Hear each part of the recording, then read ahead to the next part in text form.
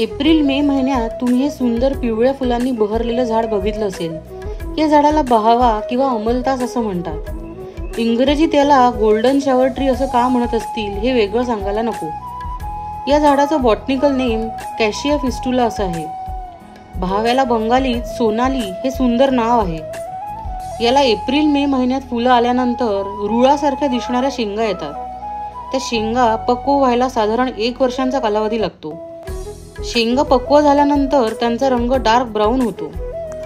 बहाव्याच्या शेंगांमधला गर हा गोडसर असतो. तो पोटाच्या विकारांवर खूप उपयोगी असतो. याशिवाय तो लॅक्झेटिव्ह असल्याने जंगली जनावर तो फार आवडीने खातात. अस्वलाचा तर हा फार फेवरेट प्रकार आहे. तुम्ही जंगलात फिरायला गेलात की तुम्हाला बऱ्याचदा अस्वलाच्या विष्ठेत बहाव्याच्या बिया दिसतात. गंमत म्हणजे या बिया फार लवकर रुजतात. बहावा हे केरळचं राज्य फूल आहे. त्यांच्या विशू या सणात या फुलाला खूप महत्त्व आहे. याशिवाय बहावा हे थायलंडचं राष्ट्रीय वृक्ष देखील आहे. बहावाची लागवड बियांद्वारे फार इझिली करता येते.